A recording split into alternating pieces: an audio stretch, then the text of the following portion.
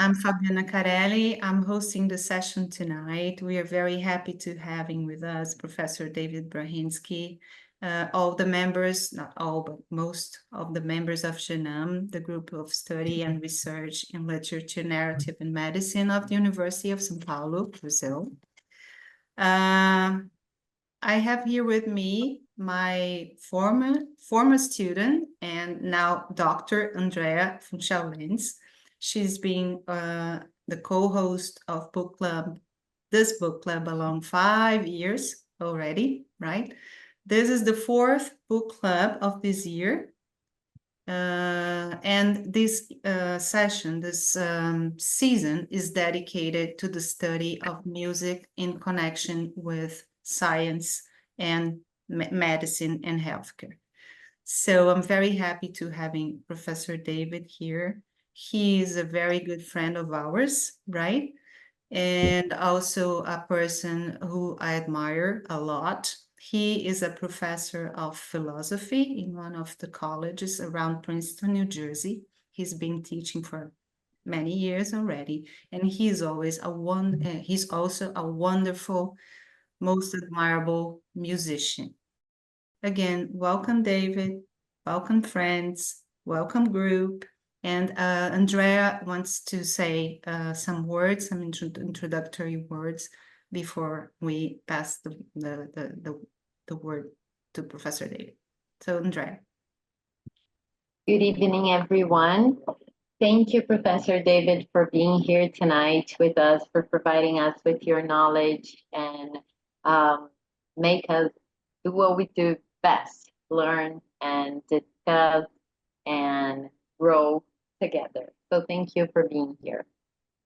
I will read now your short biography that we sent to our group, but so it's here.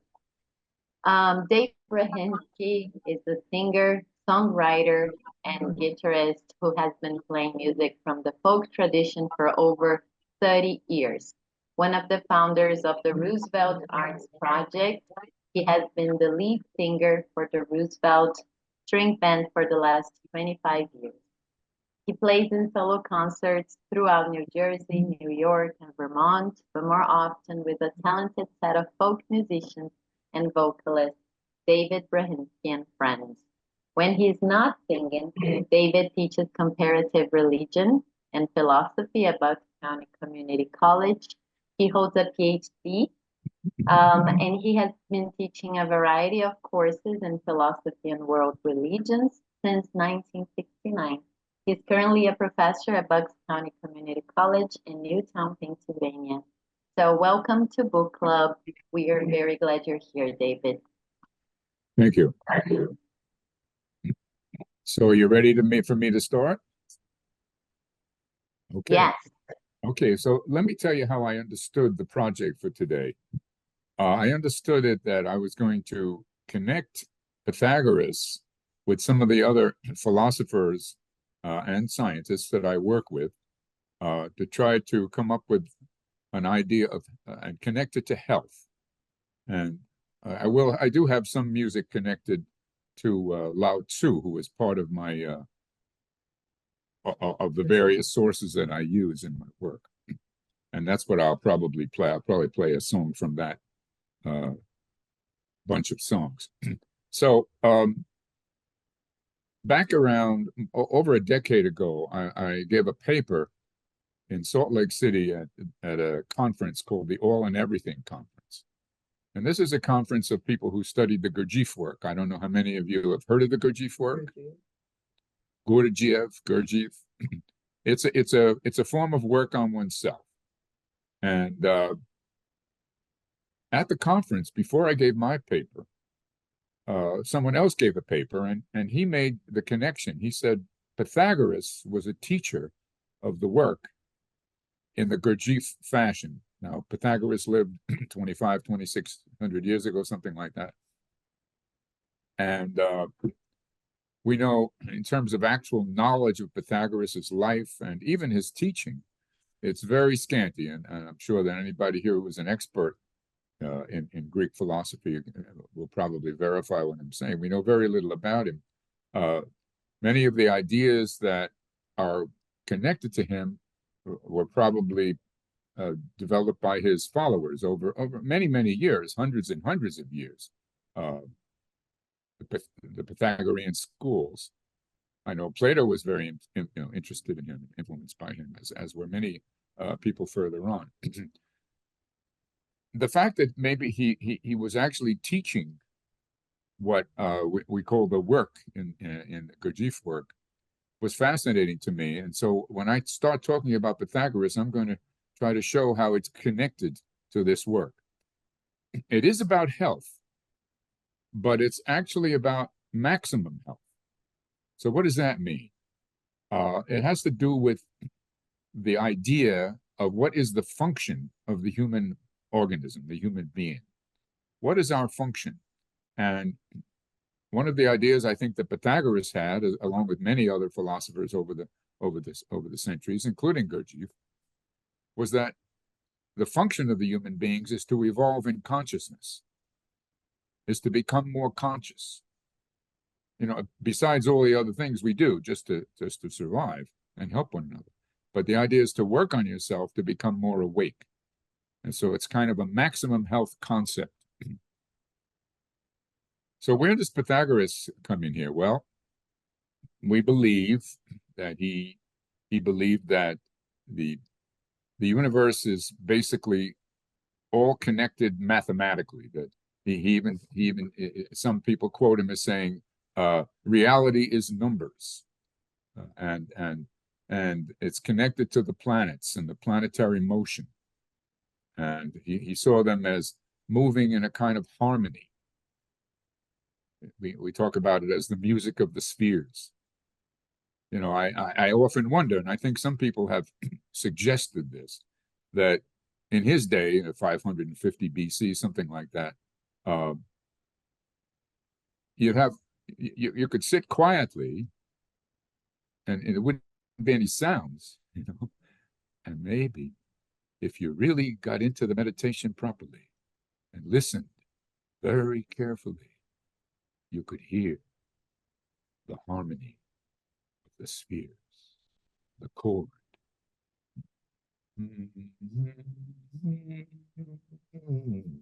Moving around. So that's a kind of a fantasy that I think some people have about Pythagoras. And part of what Pythagoras was also teaching was physical health. Apparently he was a vegetarian. But there were some very odd dietary rules that have come down to us out of Pythagoras or the Pythagorean school. One of them was that you shouldn't eat beans. And I found that funny. I don't know why, but you shouldn't eat beans. And certainly not animals. I think there's an anecdote that he once said he heard a dog barking and he recognized an old friend of his. So you have to be careful about eating meat. So basically the idea is to develop harmony. And so you have harmony of the spheres, you have harmony amongst people, and then you have harmony within the individual organism. And for me, that's where Gurdjieff comes in. Gurdjieff talks about our different brains: the physical brain, the emotional brain, the intellectual brain. Then he talks about the higher emotional brain and the higher intellectual brain. And the goal in the work that you're doing on yourself is to try to have all of these brains, or centers, another name for it, working fully, functioning as fully as possible, as you can, given your age and your health overall, and working in harmony. So that would mean physically, you were in as good a shape as you could be, given your situation in life. Emotionally, it would mean you can feel all the emotions, and you don't inhibit them in terms of feeling. So you're emotionally healthy. You can feel love and rage and and all the different emotions that are possible for living beings, human beings. And then you have the intellect, which means obviously that you can think clearly, that you can argue, that you can be rational. And when those three centers are working in harmony, and this kind of follows Plato's concept too. In the Republic, he talks about the three parts of the soul and the three parts of the state, which he finds a parallel. And it kind of corresponds to the intellect as the rulers, the emotions as the soldiers, as the guardians. The main emotion there is they have to be able to, they have to be unafraid to die. They have to know what's important and not be afraid to die to be a good soldier. And then the masses of people, he calls it, we translate what he says as temperance. We have to be able to accept our situation and do our work as well as we can. So that's sort of the physical. So you have the physical, the emotional, the intellectual working together in harmony. And in the Republic, Plato says that when that's happening, you have justice. So in other words, when you're fully functioning in those three centers to start with, you're going to be ethical. You're going to do what's right. You're going to know, how to behave in society and within yourself. That creates justice. And those of you who've studied it know that the Republic is all a search for justice. And that's what Socrates is trying to figure out. But with the Gurdjieff work, he's added a couple of other brains or centers. You have the higher emotional center. So what's its job?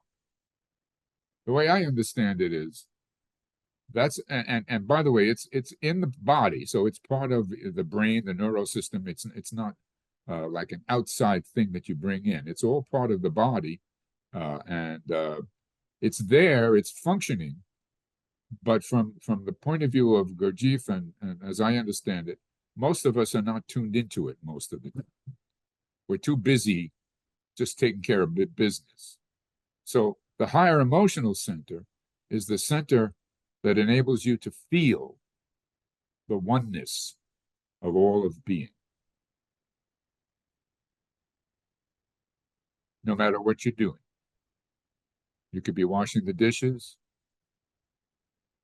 You could be cooking. You could be doing anything.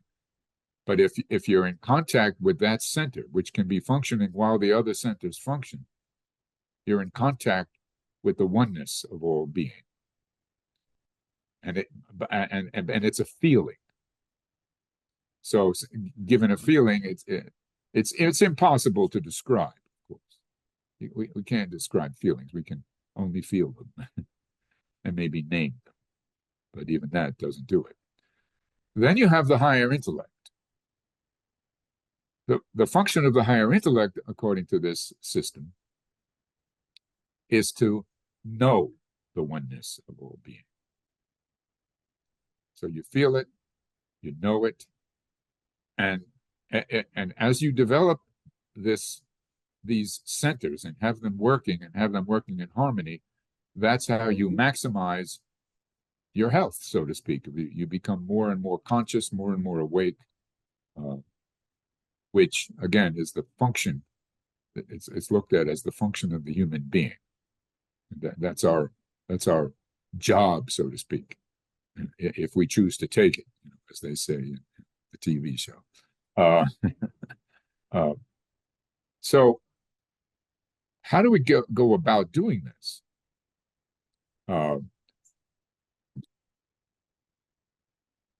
There are a number of techniques or ideas that we're supposed to try and work on. Like the main thing starts with the idea of self-observation. I mean, all philosophy is about self-observation. That's what philosophy is. It's trying to understand ourselves better, and the world too, of course, which of course leads to all the different sciences as things get more and more specific. But just in terms of what philosophy does within the individual is to become is to observe ourselves. So what does that mean, observe ourselves? One of the principles is that we actually are not unified in our normal everyday life, and it has to do with the cultures that we're all brought up in. We're brought up in cultures that don't teach unification of the organism particularly. And so none of us are really unified. We have what are called different I's, I apostrophe S, which means we're like different people in different times. And depending on how conscious or unconscious we are about it, very often we don't even know that we're different people at different times. Because there's an aspect of the psyche, you could say, which prevents us from knowing the different I's. And sometimes it's called buffers. There are buffers between the I's. So you're in one eye, I'm in one eye when I'm teaching philosophy in class, and then I go out and I go to have lunch and I'm in a different eye. You know, I get in the car, and I had been very wise and, you know, intelligent in the class, but I get in the car and somebody cuts me off and I give him the finger or whatever, you know. I get into a completely different eye. And we're all like that. Most of us are like that much of the time. So the first thing you do, so to speak, in self-observation is you try to find within yourself what we call the observing eye. An eye that's very neutral, that doesn't judge, that just sees. And so you practice just seeing all the different eyes. That's one thing you do. And then you also practice paying attention to what centers you're coming from, because different eyes come from different centers. You have the emotional center, or certain eyes that just come right out of the emotions. Others come out of the intellect. Others come out of physical sensations, or some combination thereof. And if you ever want to study this work, there's a lot more complications to this whole story, which I'm not going to get into today. But all of it is involved with observing, if you're going to be observing yourself. So that's a practice you do for the rest of your life. There's no end to it. And you never finish, because you always have to be, the next moment comes, and you could easily fall asleep. We tend to fall asleep. So we don't observe. And that's probably good. We do need to rest. So it's not a bad thing that we fall asleep from moment to moment. But there's another side to this self-observation. It's almost like the other side of the coin. And that's called self-remembering, which is a more subtle process where you just kind of remember that you are. I remember a story about the wife of Enrico Caruso, I think, who went to see Gurdjieff. And this was towards the end of his life. And she was already also, I think, fairly old. And she asked him, what can I do? What can I do to work on myself? And he says, well, every once in a while, just say to yourself, I am. So that's a kind of simple way of putting self-remembering. So you remember yourself, you remember that you are. So here you are, you're in the middle of life, you're doing all kinds of things. Are you remembering that you are, or are you just getting lost in whatever you're doing? That's something to be observed. Now, if a person doesn't think this is important, then there's no reason to even bother with it. This is only for people who find it interesting, or so I would say people who are philosophically inclined, and I'm using philosophy in the broadest sense of the term. Because philosophy in the West has become more and more and more narrow, professional philosophy, as many of you probably know. That's not the kind of philosophy that I'm particularly interested in. I'm more interested in this broader work on yourself type of philosophy. And I do connect that with Pythagoras, and I connect it with other pre-Socratic Greeks and with the Greeks themselves. I mean, Socrates, in a way, was kind of the you might say, an epitome or the epitome of this kind of practice. I'm getting ready to give a lecture on the symposium in a couple of months. So I went deeply into the symposium again the other day, and I discovered something that I never really knew, or if I knew it, I forgot. And that is that Socrates' teacher, and this comes out in the symposium, was a woman, Diotima. And she teaches him about what I'm talking about now, about self-observation, about learning who you are. And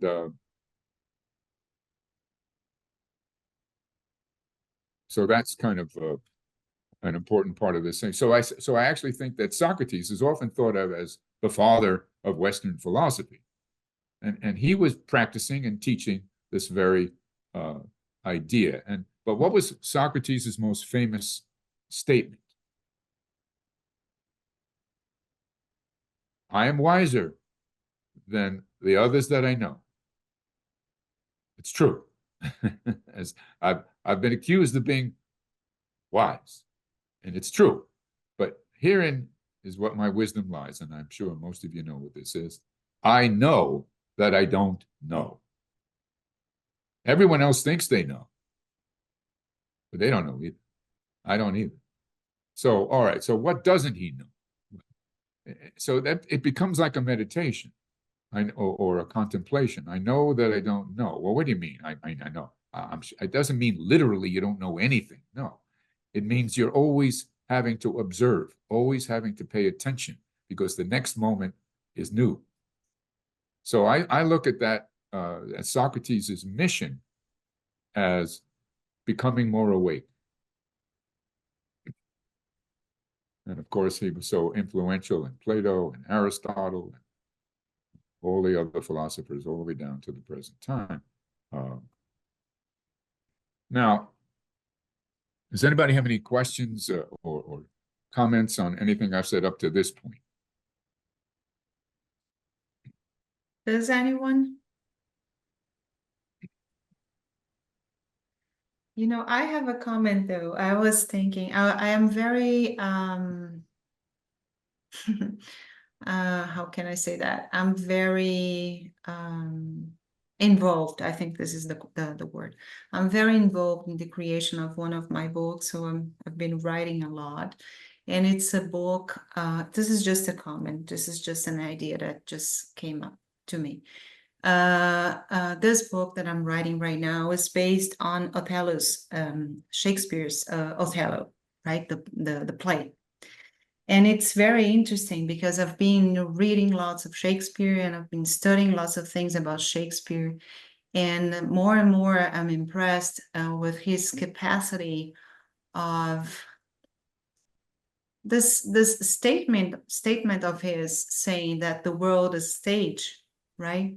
So when you say we have different eyes, I apostrophe S, it's interesting how you can read a Shakespeare's play, for example, and see all those characters interacting, right?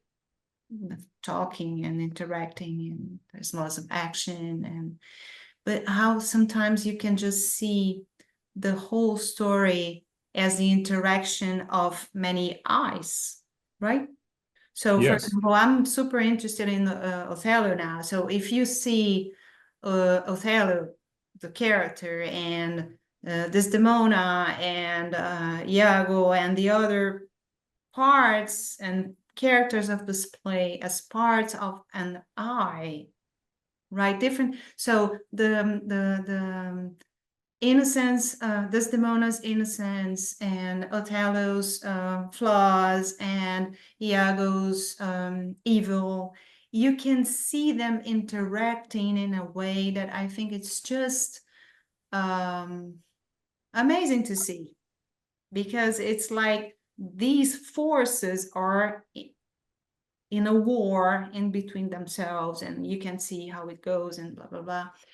But it's interesting because I think we have all these characters inside of ourselves. So if you see the plays like that, maybe the drama, maybe theater is a way of assessing these different eyes when you just realize that you have all these characters interacting inside yourself. So this is so beautiful to think. Yeah, so the play can be viewed as a metaphor of one's individual psyche, right? And then the question becomes, and maybe you can answer that someday, if not now, was Shakespeare doing that consciously? Was he purposely creating this as a kind of metaphor for the individual psyche? Was he that brilliant? Maybe he was. Huh? What do you think? Well, I don't know. That'd be worth a couple PhD theses right there. I know. You could justify that. Yeah, what I can say from the perspective of one person who writes as myself, right? We barely do things that consciously, I think. I don't know about Shakespeare, I can speak for myself, right? When I'm writing, the sensation that I have is that I have an idea of the story and an idea of the main characters.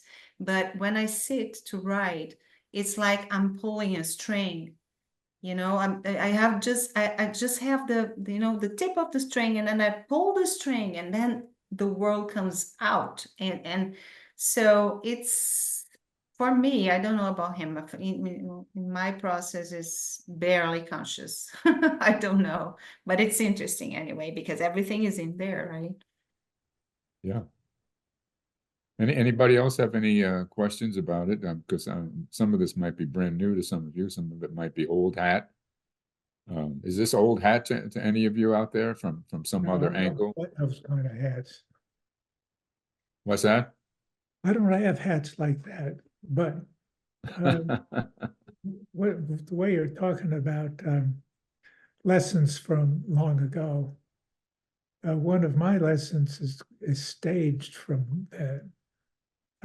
I discovered by accident Monteverdi, who pretty much started the trip to modern opera, among other things. And his first was Orfeo. So that was a long time ago. And he has three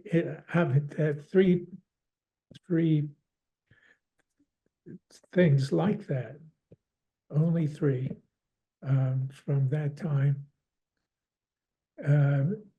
And they're all Greek. I mean, it goes right back to there. And the lessons in Orfeo, one basic one is you can't mess with you're subject to restraint by some things and learnings. Because Orfeo, he winds up in the Orfeo by Monteverdi by a supreme God pulls him up to be in the sky with his wife. I mean, it's a complicated story. But the original one was a little bit harsher. The lesson was it's eaten by dogs or something like. So there's this connection from that to the music. Not to mention that the opening, there's a trumpet openings to Orfeo, but the first song is a very sad song by the sound. I can't remember the words. I mean, I've read them, but there's a way that music can tell you the lesson. You know it's a sad story without anybody telling you, and it's beautiful. And I see that a way of getting to be aware of other things in the world. And Yeah. It's true of other music I like you. And one of the lessons I learned from folk music is sometimes foreign groups can do American stuff really well. And if you ever want to try it, it's the Norway group that one of their favorite songs by the main singer is what is it? It's very Wayfaring Stranger. Any of you know that song? Sure. I'm just a I know poor it. wayfaring stranger, Yeah. traveling through Yeah. this land of woe. There you go. There's How do no you feel after hear it? Yeah. I feel really good. All right. So any other questions or anything? If not, I'll continue with what I'm. All right. So another scientist that I bring in to my understanding of this whole process that we're talking about, maximum health, maximum consciousness, is Wilhelm Reich. Now, Wilhelm Reich, through the work that he did for many decades, without going through all the details of how he got there, developed a theory of a life energy. We call it orgone energy. That's the basic life energy in the universe, really, and everything is made out of it, and the way it functions is how and why people are born and evolve, and why we have brains, and the whole thing is based on the way the basic orgone energy functions. And he didn't make this up. He actually had experimental evidence for the existence of this energy. It still hasn't been accepted or tested in a very deep way by the scientific establishment. So it remains a relatively far out hypothesis to most people, if they haven't just rejected it offhand. People often reject Reich's work without ever having studied it. Now, that's a kind of common thing, right? People reject things without having studied it. But they do that, and they do that with Reich's work and with a lot of people's work. So how does it relate to what I'm talking about? Well, Reich was originally a student of Freud. So in the early part of the 20th century, he was studying and then practicing psychoanalysis. And the psychoanalysts ran into a lot of barriers in terms of people resisting therapy and resisting getting well. And psychoanalysts didn't know what to do about it, and that's why many various schools have developed, branched out from pure psychoanalysis to try to solve that problem. I mean, how can you get people to want to get well, to overcome their resistance to therapy? Along with that, Freud also had early in his life developed a concept of a life energy. Originally, he called it sexual stuff. He connected with sexuality and a life energy, and later started calling it libido. It's a term that we use all the time now, but mostly we're using it sort of metaphorically. But originally, Freud meant it literally.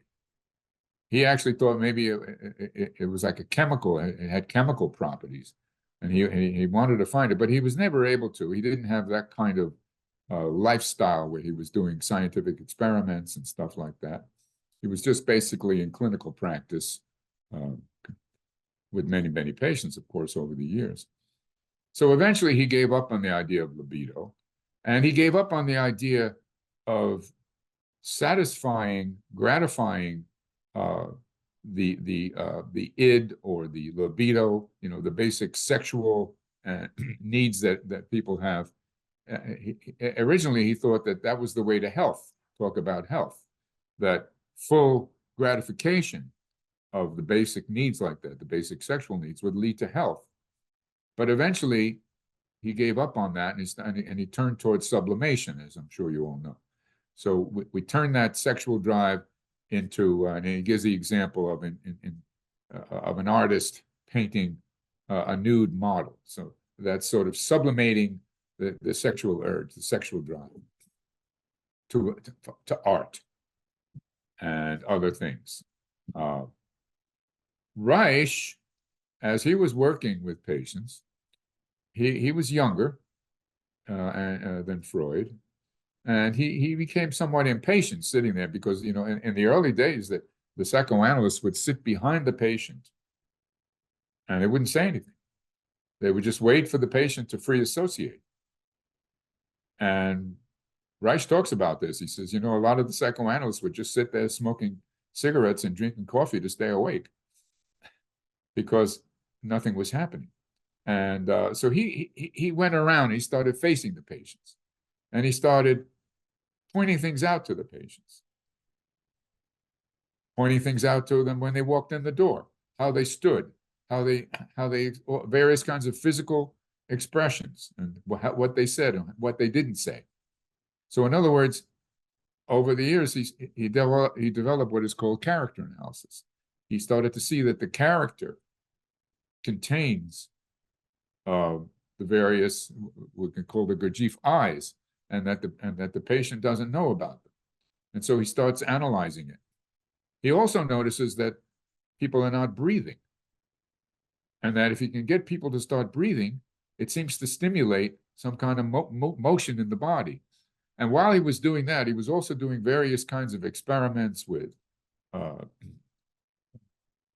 single-cell organisms and other things that eventually led him to the conclusion that there is an actual life energy which is in the body and in people and in the atmosphere, and that when it's functioning fully, pulsating fully, expanding and contracting the way it would in a very healthy organism, that's really a sign of the health of the organism.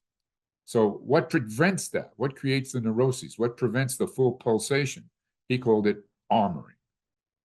And so through the clinical work and other things, he came to the conclusion that people are armored, and the armor prevents the full pulsation of the energy.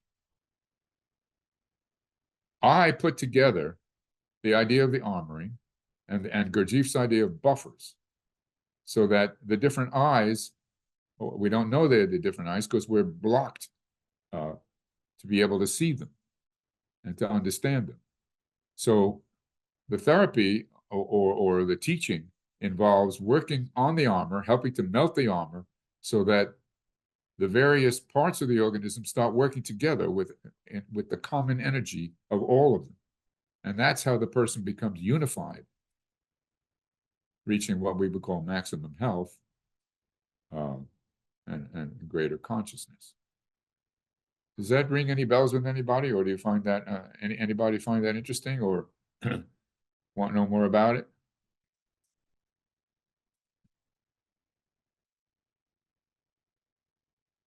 Anyone? I'll be speaking alone here. Well, I think it's super, super interesting. Do you think a person can open their eyes, right?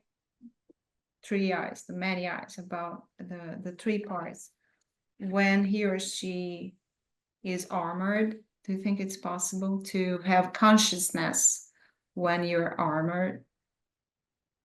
Yeah, everybody's on.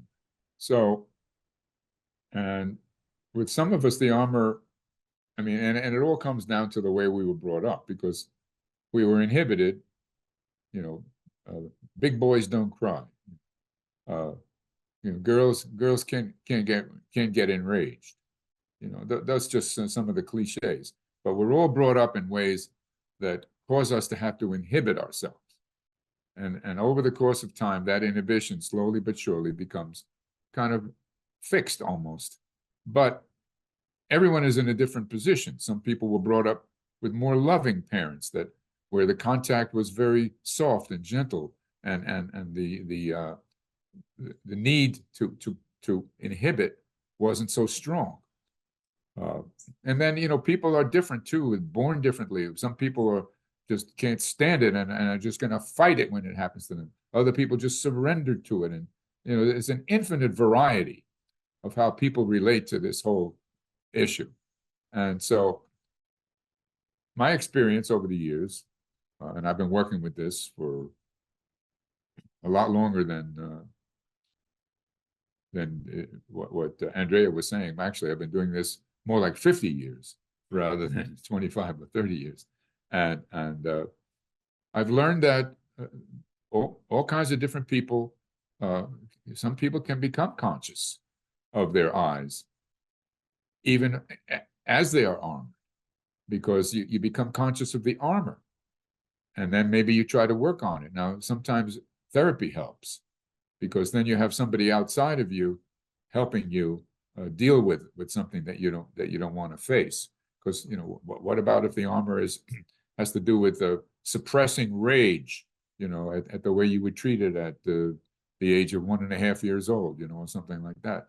And if somehow it can come out and you can be aware of it, then the armor will melt. So a lot of people will not be able to deal with the eyes at all because of the armor. Yes, for sure.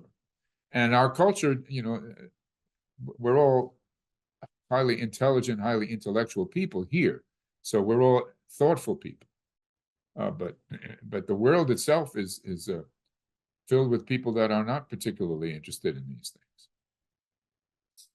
You can really see that clearly when you watch a college football game on Saturday afternoons, and you see the people in the stands, or a soccer, any of these, or any of these things where people are just the only thing they're interested in,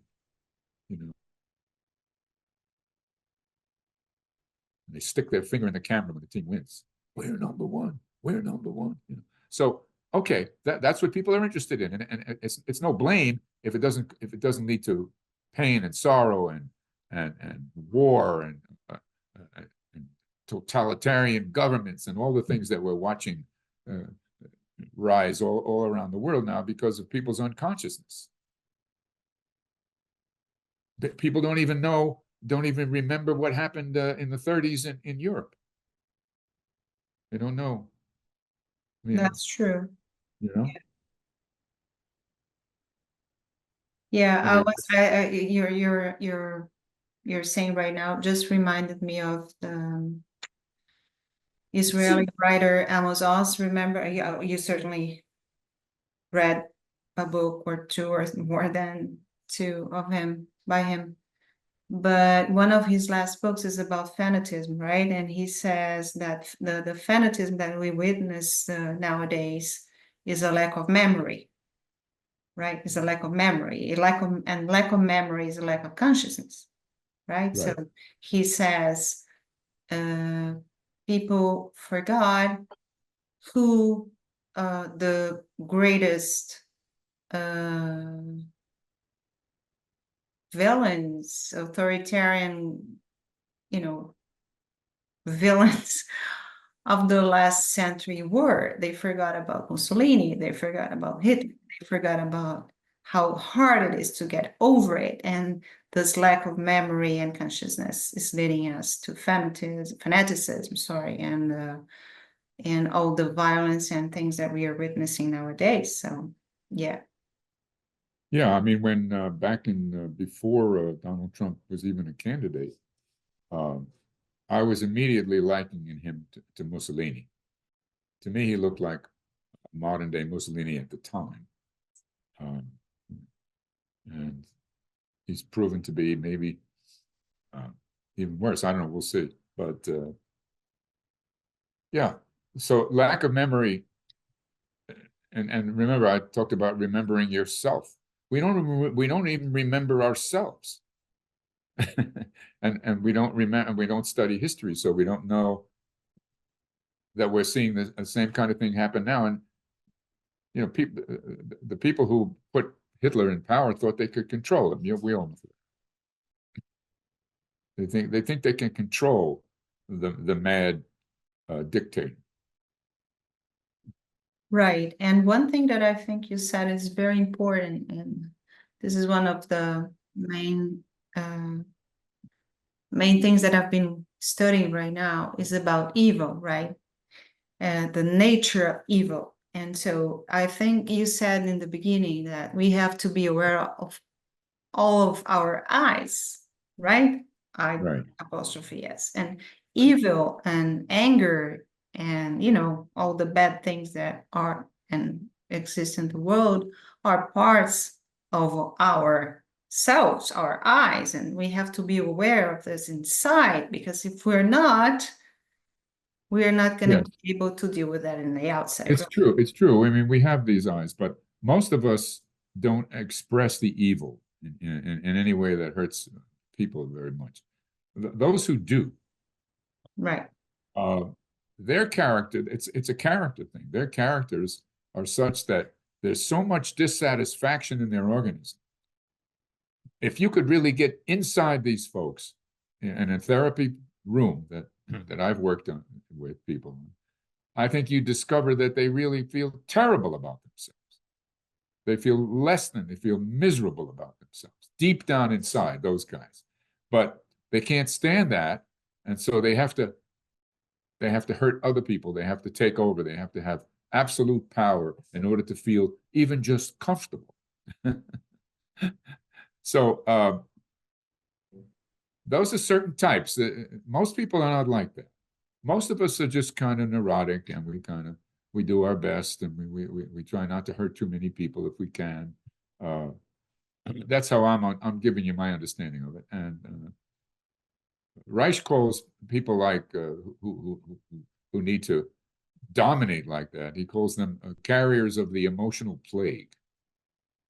And it's just as virulent, or even more so than, than COVID, than a plague. Gurdjieff has his own name for it. He calls them the Haznamus. He makes up names. He was a Greek Armenian, and he enjoyed creating names for things like that. But they're very dangerous people, and we have the eyes in us too. So yeah, we do. Yeah.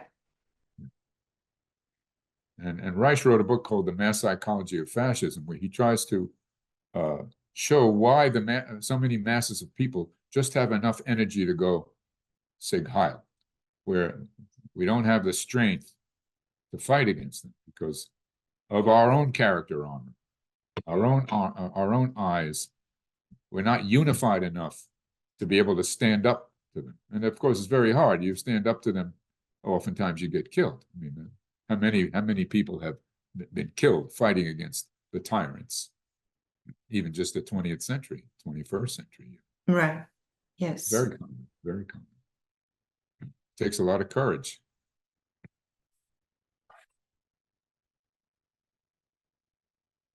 So if nobody else has any other questions, I have sort of one more side to this story that I could add. I do have a question, but I can ask in the end if you prefer. You cannot what? Speak up now. All right. All right. So as you guys were talking, Professor David mentioned that one of the ways that we can be aware or more aware of all of our eyes, you mentioned therapy. And then it made me think what, in your opinion, and also, in your experience as a musician and as a singer, if you think that we can also be aware of our eyes through art, through, as you mentioned, therapy, it made me think about that. I think you're right, and I think that's what Alan Goodhart was saying, that you can learn these things through art, and I think you can. Yes, just like all perception involves what you're perceiving, and you as the perceiver. So you could even talk about it as a kind of mating, where the two organisms get together and merge together, and that's our perception. Our perception is a merger with what is outside of us and us, our ability to perceive. We all know that we can't see what we're not ready to see. We can't understand what we're not ready to understand. So in order to learn about this through art, maybe through Shakespeare's plays, it's in some ways it's more obvious in some ways, even though it's metaphorical. For some of us, pure music might be less obvious, but on the other hand, for some of us, it might reach us in a way that other things don't reach us. So I guess it depends on the individual, right? Some people are really motivated by visual art, by images, and can learn from that more than, or you know, poetry or literature. I mean, literature. And of course, other people can, you know, we can learn just from nature, which to me is my favorite art is nature, to tell you the truth. But yeah, I think it can. But again, it has to do with is the person ready? Can the person see? Can the person learn from it? Do we deal with art that way? I mean, how many times did we deal with art where we're judging it, we're comparing it, and we're pricing it? Art as investment, you know. I'm thinking of visual art, but I guess other things too. What do you think about what I'm saying, Andrea? It is wonderful, and I agree. I think actually all the group agrees in a sense that this is what we've been working on, to see art as this relationship that we establish with art, and we also establish with people, and we establish with nature, and to think that we are in a sense all connected, but we have to be open to see this connection, right? And I think that's the hardest part, when we, as you were saying, like if we look around, not many people are thinking these things or open to see things as we see, especially if we talk about art, I guess. So it is a challenge. I actually teach communication to engineers. So I always tell Fabiana that it's very hard to actually make them see meaning in what you were saying. So I relate to what you're saying, and I appreciate your answer. Yeah. Yeah, and I can add that, you know, I think one of the difficulties about the relationship, general relationship of general people with art is that everything nowadays is so specialized, right? That art is seen as a thing, a part of reality, a part of life, a part of real life, business, etc., or the opposite, only business, only a thing to buy and sell and blah, blah, blah. And then people see art as an entertainment, as something that is, I don't know, something more, not necessary, and they don't see the connections, not only of art, but of everything, and beings and art and businesses and life and real life and health. Everything is so separated that they don't see meaning in some things. And art, and I think art is blamed for being fictional or being not realistic or not being part of reality, and when everything is connected, right? Everything is connected. So yeah. Right. Yeah, I was just thinking about how a work of art could really teach you one of my favorite truths of philosophy, which was Heraclitus's idea that life is a continuous change. Always, you never step twice in the same river. Life is like a fire, always burning. If the fire stopped, if the fire stopped changing, there would be no more fire. So, can you learn that from art? You certainly can learn that from music, because that's music. You know, music, if it doesn't continuously change, it stops. Right. And every time you play it, it's different. Different tone, different notes, different rhythm, different interpretation, right? Right. Yeah. Can you learn that from visual art, that life is continuous change, and it never stops changing. That, by the way, is one of the teachings of Diotima to Socrates. They were trying to discuss Eros, the god Eros, and they were trying to understand Eros. And she teaches him that Eros is continuous change. It's always becoming. It's never just being. It's always becoming. And they were involved in that because of Parmenides' teaching that if things keep changing, if things always change, then nothing ever is what it is. So there can be no change. Change is an illusion. People were trying to deal with Parmenides and Zeno. Remember Zeno's paradoxes, where Achilles has to catch up to the tortoise, but in order to do so, he has to pass the halfway point if the tortoise is given a head start in a race. And how many halfway points does Achilles have to pass in order to catch the tortoise? An infinite number. So you can't pass through an infinite space, so therefore Achilles can never move. So change is an illusion. So Parmenides was teaching that, and he was around when Socrates was around, and they were dealing with that whole question. And Diotima and Socrates and Heraclitus, they all came out on the side of life as a continuous change. It never stops changing. So to be able to be attentive, to learn to be attentive to that constant change in yourself, in your environment, and other people. You know, we pinpoint one another. That's the T.S. Eliot thing. Pin them on the wall from the love song of J. Alfred Prufrock. Don't pin me on the wall, but we do. We pin one another. We label one another. We categorize. Everyone has an identity. That's the big thing now, right? Identity. Who do you identify as? Are you a he? Are you a she? Are you a they? Who are you? Who am I? Wait a minute, you're always changing. You never stop changing. Pay attention to that. Well, that's what I think the philosophy that I favor teaches. Mm-hmm. Great, yeah. And anybody else have anything to say? Because if not, I'll move into the last phase of what I have to offer today.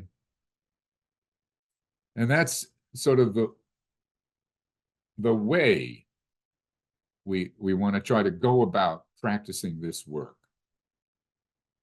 And I know from having contact with other people who study this kind of work, that some people can take it rather rigidly, that they have to practice this and do it this way, and it can be rather rigid and mechanical.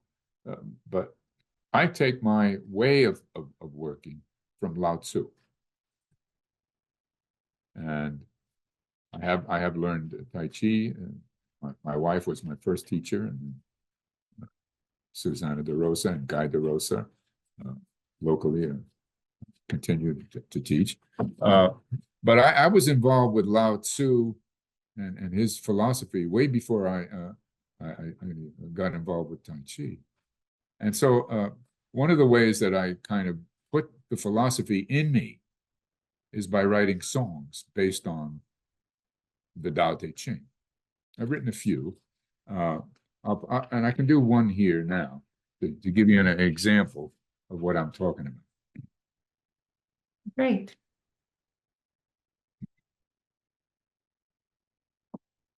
And by the way, this song, as well as a bunch of other songs that I've written over the years, I had a professional recorder come here, and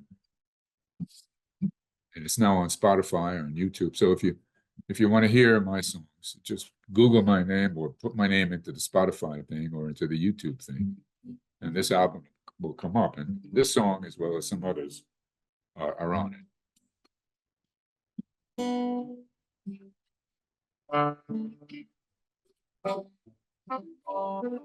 Can you hear the guitar? The reason I ask is because a couple of months ago, I was involved in a reading of Walt Whitman's Song of Myself. And I also wrote some songs to Walt Whitman. And I sang them, but the guitar didn't come out on the Zoom. Yeah. I think But you it's, can hear it now. yeah. As the soft yield of water cleaves to a stone, so to yield with life solves the unknown. To yield, I have learned, is to come back again. But this one-word lesson is lost upon man.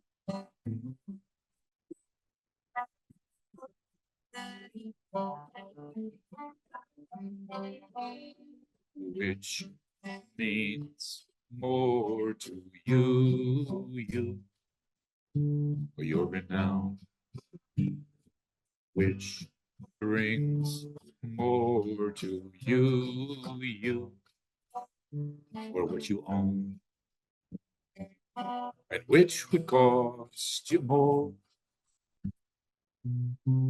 if it were gone.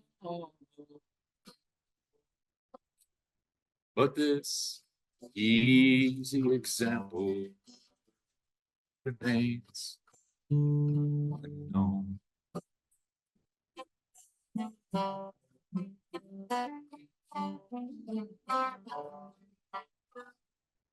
My way is so simple, so easy to apply. Only a few will feel it or apply it. If it were not the lasting way, the natural way to try, if it were but a passing way, everyone would try it.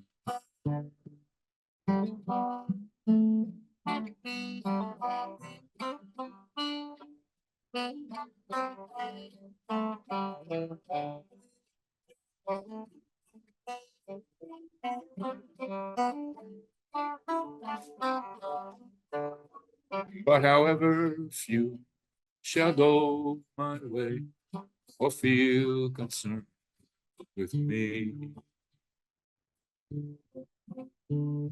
some there are, and those or they who witness what they see. Yes, however few shall go my way or feel concerned with me, some there are, those are they who witness what they see.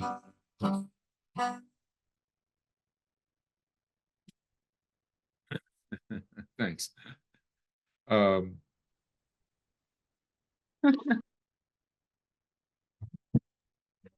Thank you. It was beautiful. Thank you. So that's about, we can talk about what that means, the gentle way of working on yourself, the Tai Chi way, the Taoist way of working on yourself. Very gentle, just do it quietly, slowly. Don't make a big deal out of it. And slow and steady wins the race. I love that one. I love what the tortoise says. I might be slow, but I'm sure. I'm sure Alan likes this quote as well. So I don't have anything more to say, I don't think, unless you want to talk some more about any of this. Okay, so now it's open for questions, comments, anything that you would like to add or ask or say. If you want me to translate, I'm here, Andrea as well. Professor David, it's more of a curiosity. I would like to know if you write your own lyrics and if this I have, project, yeah, I have written a bunch of songs. Not lately, but I have written a bunch of songs, and they're all on Spotify now, so you can hear them. Yeah. I will for sure. Yeah, Could I wrote a say song. something now that I'm unmuted? Yeah, No, we can hear you. You're not muted. That's okay. I can go ahead. yeah. I learned a lot from teachers. One of them was Mel Leipzig, taught at Mercer County College. And he said offhand once that he always puts people in his paintings. I didn't think about it a lot, but now I remember that I've done two very big paintings in his classes, 4.5 by 6 feet. And they're both people. And then I remembered that for a while I was trying to do portraits, pencil portraits of friends I had. Two of them are for friends who were sick and dying. And for all of them, it was emotional because they were people I knew, and a famous landscape architect, something like that. And I found a lot of meaning about kind of reaching people by trying to do the best you can to show them in something that's real. And you connect with people as a part of learning about them, see how you make how you feel about them show up, or how they look back at you somehow. It's great. I just never thought about it that way.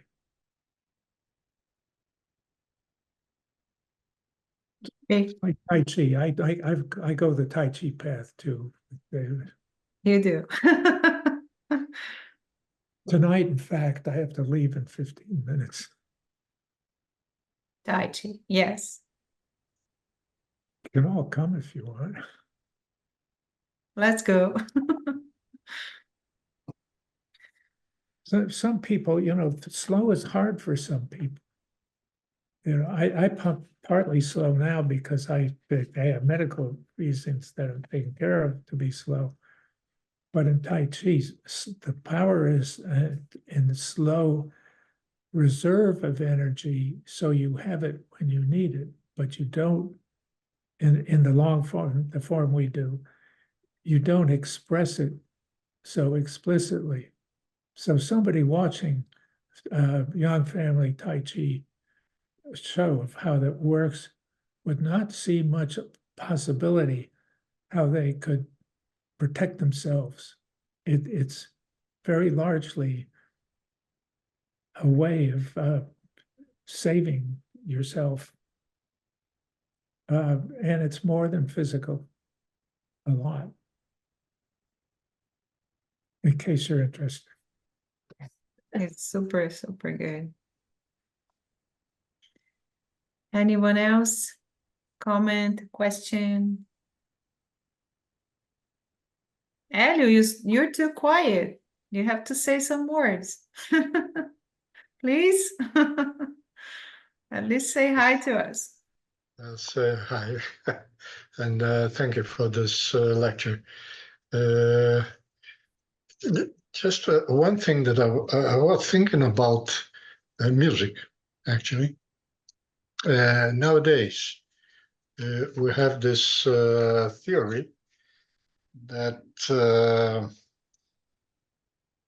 how music and how sound waves can interfere in our brain waves, electrical waves, in a certain way that maybe we can cure some disease.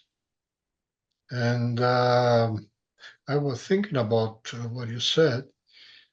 Maybe music is not just a way, it's not just the environment in which we are drowned, but actually a medicine, a remedy for some disease, because of this, how do we say, sound can stimulate or inhibit some brain activities. So what do you think about this? And how do you relate to this chord theory that the universe is just chords that we don't know how they what do you say, como elas se movem. Yeah. So They move. yeah, so they vibe actually. Right. So what do you think about this? How do you relate this, your music, your songs, and everything to these universe laws? Yeah, I think it's a great thing, and I'd be interested in on all the research that's being done on it. I know some people that are involved in healing through music. So, yeah, and that research is great. In fact, we have a program here in Princeton, at Princeton University, called Healing with Music, I guess, right? It's a full program. They have some concerts and many things. These concerts involve meditation and music, or other kind of, talks and everything. It's very interesting. It's called Healing with Music, and at and department, the research would be somehow to be able to see what's happening in people's brains, through this music. My son is involved in this kind of research on various forms of altered consciousness states, like the Pentecostals speaking in tongues, and he's been working with the neurology of it as to what happens in the brain and when they speak in tongues, or when people meditate and go into the different states. So this is related, using music.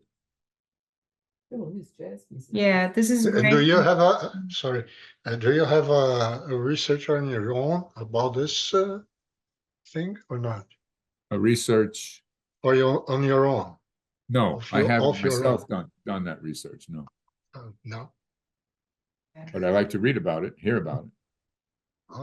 Me too.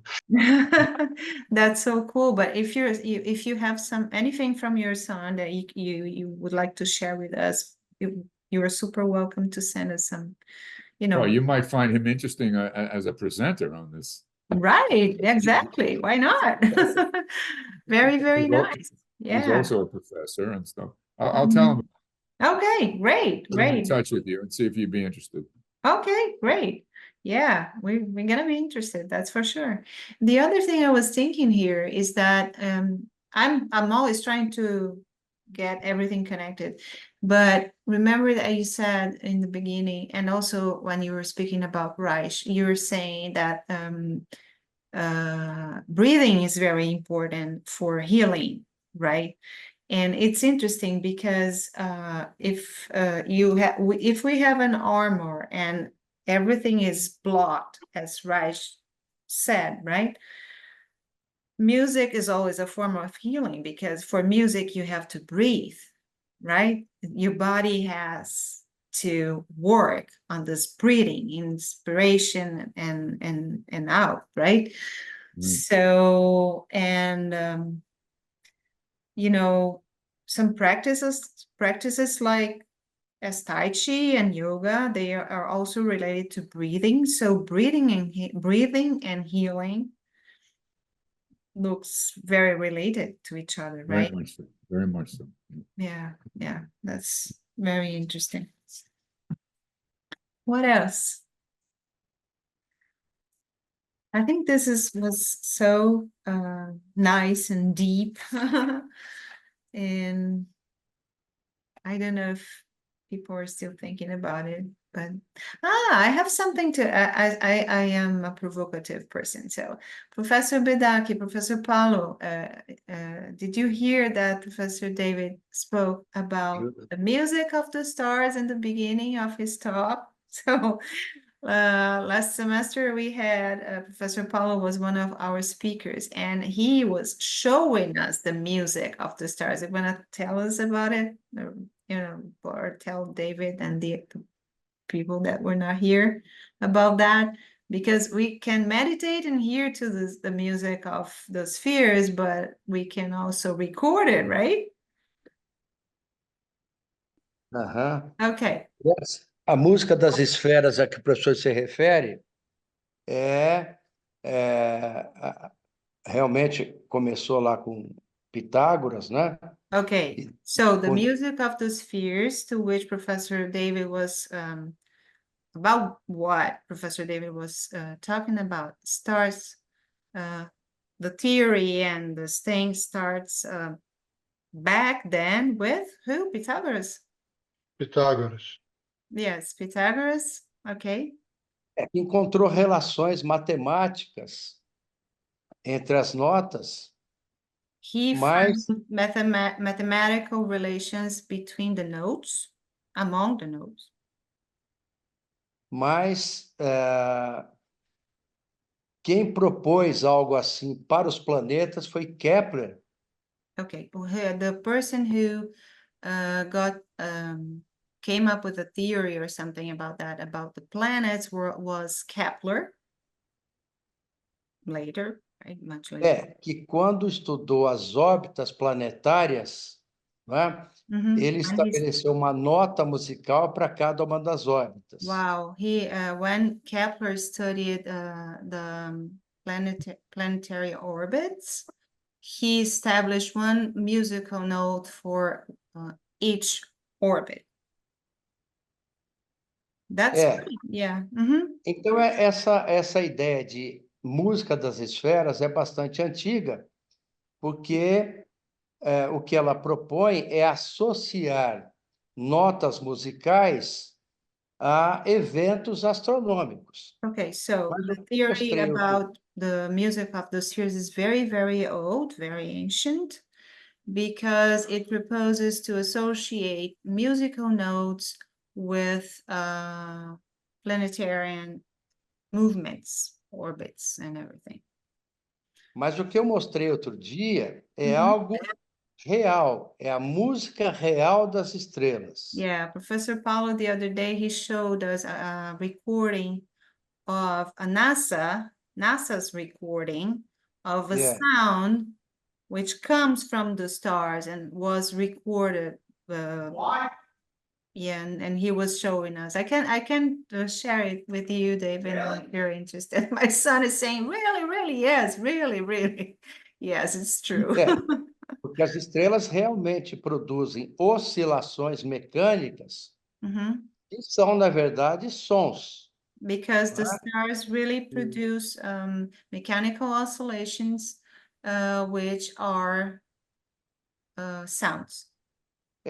E o que nós fizemos foi ouvir esses sons que são reais sons das estrelas, que são coisas maravilhosas. Yeah, and what we did in the other book club this year was hearing to the recording of this sound, which is really the sound of the stars, the music of the stars, the real music of the stars, and that was very beautiful. Yeah, that's very, very nice.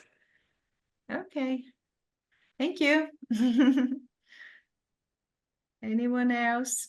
Foi isso. Very nice. Yes. I hope my translation corresponded. I'm actually got to get going myself. Right. Okay, that was great. Yeah, we are on time. So, David, thank you so much. That was amazing talk. Lots of things for us to think about, lots of things for us to remember about ourselves and about the world, and about how can we connect better with ourselves and with universe around us and how we can do it breathing, singing, and playing, right? This is very important for us. So we thank you very, very much for being here. We look forward to hearing from your son, okay? All right, thank you. Yeah, okay. Andrea, Thank you, Professor David. Thank you so Bye-bye. much. I Thank learned you. a lot today. Thank you. Yeah, yeah. Thank you very much. Okay. So good night, everyone. Good night. And we see you next month. Okay. Bye-bye. Professor Bye. David. Thank you. Thank you. Bye-bye.